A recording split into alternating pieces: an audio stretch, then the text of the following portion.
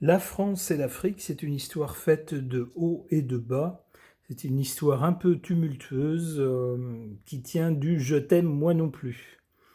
Alors, on a beaucoup parlé ces dernières décennies de la France-Afrique, c'est-à-dire de l'influence que la France aurait toujours dans la vie économique, mais également politique de certains pays d'Afrique. Alors c'est plus ou moins vrai, on sent bien que certains pays n'ont pas du tout envie de s'en laisser compter, voire même sont assez virulents.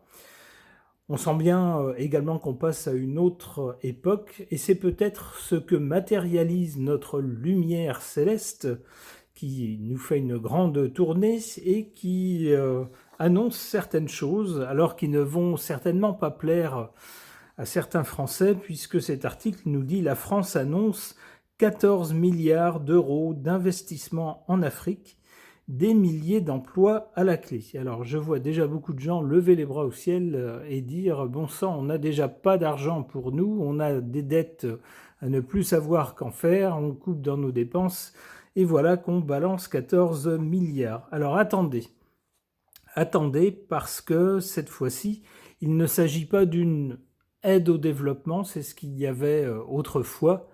C'était de l'argent donné pour que les pays puissent se développer. Eh bien, cette fois-ci, c'est un peu différent de ça. C'est un investissement.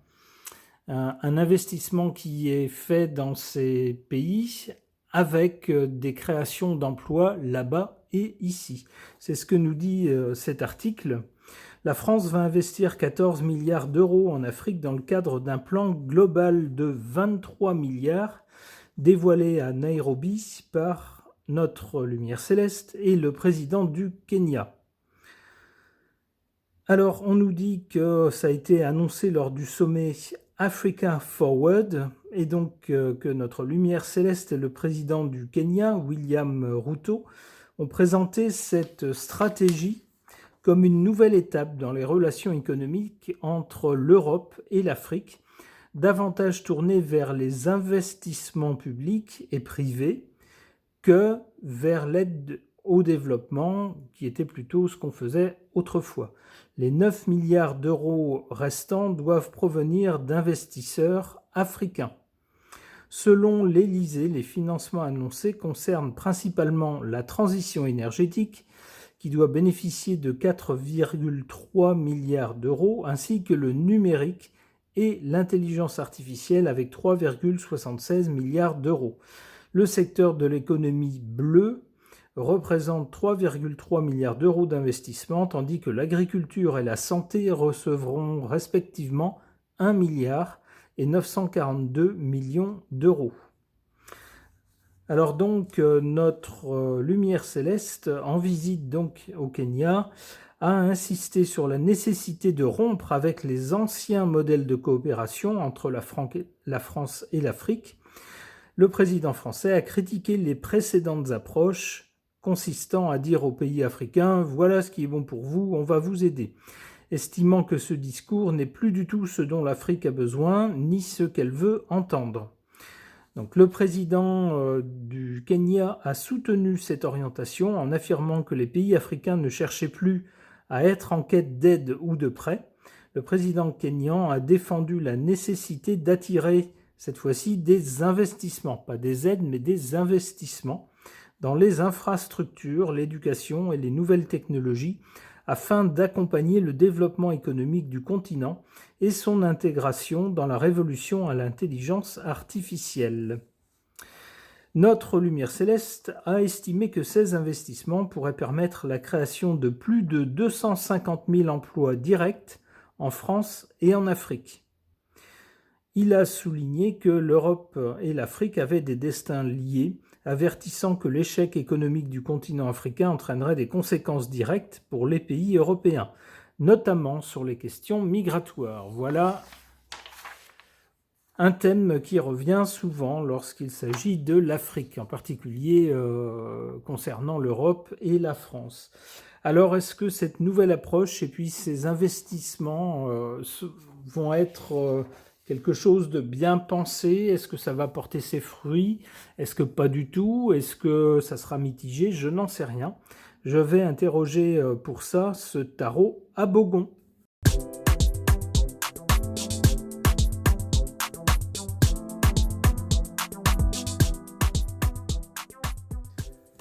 Alors voilà des cartes très parlantes. Qu'est-ce qu'elles nous disent ces cartes? On a d'abord, du côté de l'origine, sans doute l'origine de cette initiative, la lame sans nom ou la mort. C'est comme l'arcane sans nom dans le tarot. C'est une carte qui parle d'arrêter quelque chose qui s'est fait jusqu'à maintenant, de l'arrêter complètement, nettement, définitivement, pour lancer autre chose ensuite, pour laisser la place à autre chose. Alors ça rejoint ce qu'a dit notre lumière céleste lors de son discours au Kenya, c'est-à-dire il faut arrêter les anciennes pratiques qui consistaient à balancer de l'argent, on a pitié de vous, on vous balance de l'argent pour que vous ne couliez pas complètement. Eh bien, c'est plus du tout cette approche-là qu'on a maintenant. Maintenant, on veut investir. On se dit qu'il y a des choses à faire, des choses à développer. Donc, mettez sur pied des projets, on vous aidera et on amènera l'argent. Mais il faut également que nous, on ait un retour sur investissement. Ça colle assez bien avec la carte du diable qui nous parle effectivement de choses matérielles et souvent d'argent. Attention quand même avec le diable. La carte du diable pourrait également nous parler d'une entourloupe. D'une entourloupe et puis de certaines conditions, c'est-à-dire que le diable séduit en proposant quelque chose qui a l'air grandiose, qui a l'air super, et au moment où on va dire oui, il rappelle quand même qu'il a sorti son offre de certaines conditions. Et lorsqu'on se penche un peu plus tard sur les conditions, après qu'on ait dit oui, on se rend compte qu'on s'est fait avoir, que les conditions nous contraignent. Alors ça pourrait être ça, cette carte du diable. C'est-à-dire que on va vous amener de l'argent, mais à condition que vous fassiez ce qu'on a envie que vous fassiez. Alors on a ensuite la carte de l'empereur qui parle bien d'être souverain chez soi, avec la carte de l'empereur. Alors ça pourrait également nous parler de notre lumière céleste, puisqu'il est en quelque sorte notre empereur. Moi j'y verrais plutôt la souveraineté des pays africains qui souhaitent se dégager d'une manne de miettes jetées par l'Occident de façon parfois un petit peu humiliante. Ça, c'était l'attitude du passé. Maintenant, les pays d'Afrique cherchent à être autonomes, à gérer par eux-mêmes leur développement, mais ce qui manque à la base, c'est quand même l'argent, d'où des projets. Genre, on a des projets, il y a des choses qui peuvent être créées et rapporter de l'argent, mais il faut une mise de départ. Et bien, cette mise de départ, ça serait la mise des pays européens. Et dans ce cas précis, de la France.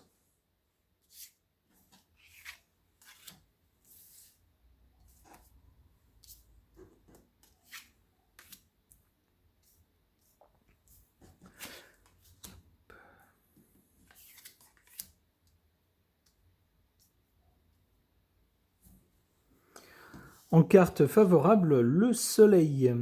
Eh bien, c'est a priori quelque chose qui devrait plutôt bien marcher. Je dis plutôt bien marcher. Avec le soleil, c'est une carte franche où on essaye d'éviter justement les entourloupes représentées par le diable. Donc dans ce cas-là, le diable, ce serait plutôt l'argent, l'histoire de l'argent et des choses concrètes. Avec le soleil, donc, on aurait quelque chose, un projet assez fort, assez rayonnant, qui permettrait justement à certains de ces pays, alors ici on parle plutôt du Kenya, de l'aider à se développer plus vite qu'il ne ferait sans ces investissements. Attention, en carte défavorable, on a cette carte de la Maison Dieu. Si certains projets pourraient porter leurs fruits et pourraient être bénéfiques à ce pays, le Kenya, avec le soleil et puis l'empereur, pourquoi pas, c'est plutôt favorable. On a en carte défavorable la Maison Dieu, qui nous montre quelque chose qui s'écroule, de façon peut-être assez violente ou assez inattendue, eh ben, il pourrait y avoir certains projets qui ne fonctionneraient pas. Ça pourrait être ça.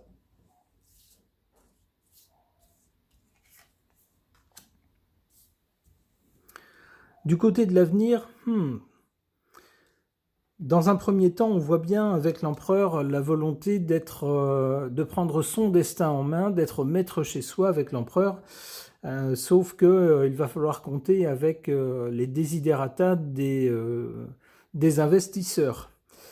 Et ça risque bien de conduire à cette carte-là le pendu, c'est-à-dire qu'avec le pendu, d'abord le pendu, il n'est pas maître de ses mouvements, puisqu'il est lié ici, donc il y a certaines choses qu'il ne peut pas faire. C'est la personne qui, grosso modo, l'a lié à cet arbre ici, qui a le pouvoir. Il se pourrait également que des choses soient suspendues, faute d'accord entre le pays et puis les investisseurs étrangers, peut-être sur la façon de faire les choses. C'est possible. Ok. Concernant de nouveaux investissements de la France en Afrique et en particulier au Kenya, annoncés par notre lumière céleste, qui inaugure une autre approche. Ce n'est plus une aide au développement, mais des investissements dans des projets qui sont censés faire avancer le pays en différents domaines. Alors, ça peut être des investissements publics, mais également privés, avec des créations d'emplois là-bas et ici. Alors, qu'est-ce que les cartes peuvent nous en dire? J'interroge mon oracle Béline augmenté.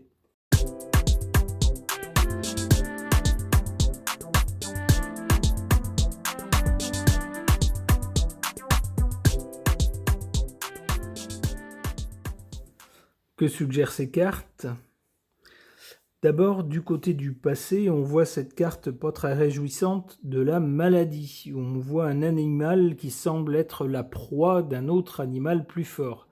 Alors ça pourrait évoquer le passé de l'Afrique, qui, c'est vrai, pendant longtemps a semblé souffrir de maux inguérissables, étant tout le temps à la traîne et puis étant la proie de puissances étrangères. Qui se relaient d'ailleurs sur le continent, quand c'est plus une, c'est une autre, pour promettre des choses, et puis finalement la prospérité semble toujours échapper aux Africains, quels que soient les pays, et toujours plutôt profiter à d'autres acteurs extérieurs. C'est comme une maladie qui frapperait ce continent.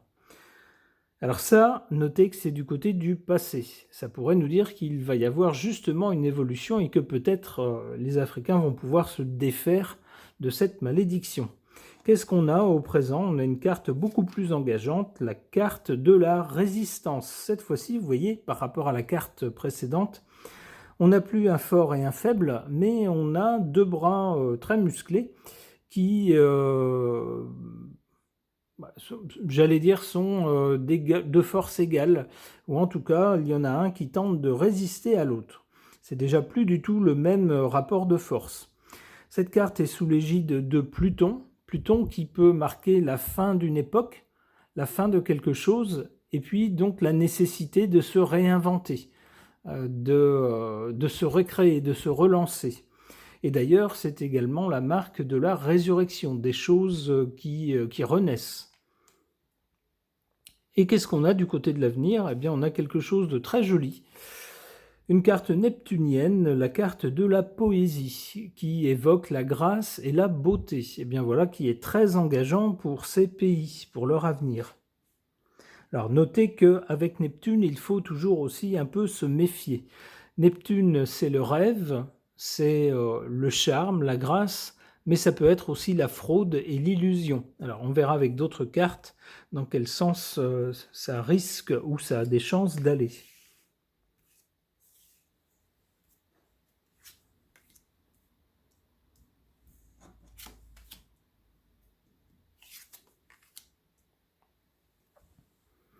En carte défavorable, la carte de l'héritage. Il semblerait que ce qui plombe encore l'Afrique, ce sont soit de mauvaises habitudes ou soit des choses terribles héritées du passé et qui sont comme un boulet au pied des pays d'Afrique.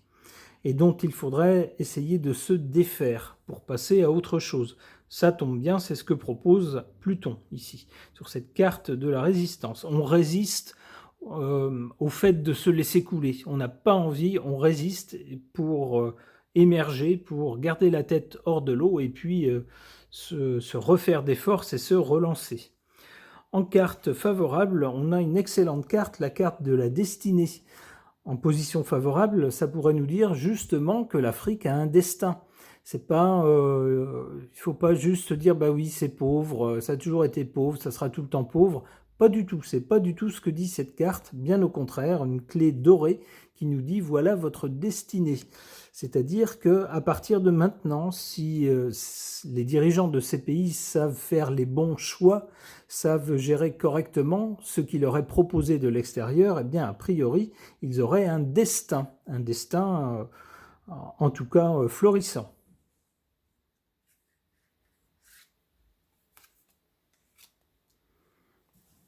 C'est un peu ce que dit cette carte des présents. Une carte solaire, donc c'est tout bon, c'est tout bénéfice, c'est très favorable. Des présents, ce sont des cadeaux. Vous savez ce qu'on dit, aide-toi, le ciel t'aidera. C'est-à-dire que quand tout va mal, si on baisse les bras et qu'on se dit bah, de toute façon on peut rien y faire et puis ça changera jamais, bah, c'est sûr que rien ne changera jamais. Si vous faites l'effort, peut-être en vous disant il n'y a pas trop de chances que ça marche, mais je vais quand même essayer. Il faut quand même essayer, je me résigne pas à sombrer, je vais faire des efforts pour essayer de m'en sortir. Et bien souvent, c'est là que le ciel nous réserve d'heureuses surprises. Comme pour nous dire, bah, tu vois, tu t'es donné la peine, tu as fait des efforts, et ben on te récompense. C'est ce que semble dire cette carte des présents. On aurait quelque chose de très sympathique pour ces pays à l'avenir.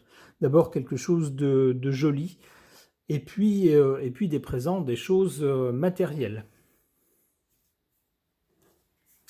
Une dernière carte. La nativité nous parle bien d'un renouveau, d'aller vers quelque chose de nouveau, peut-être une nouvelle mentalité, peut-être un nouveau schéma de gestion des pays, peut-être une nouvelle ère pour tout ce continent. Et bien, en tout cas, c'est ce qu'on leur souhaite à tous les Africains. On sait qu'il y a beaucoup de personnes vivant en Europe et ayant des liens avec l'Afrique. Alors, on serait ravis de voir que le niveau de vie augmente et que les conditions de vie s'améliorent dans la plupart de ces pays. Ce tirage est maintenant terminé. Merci de l'avoir suivi.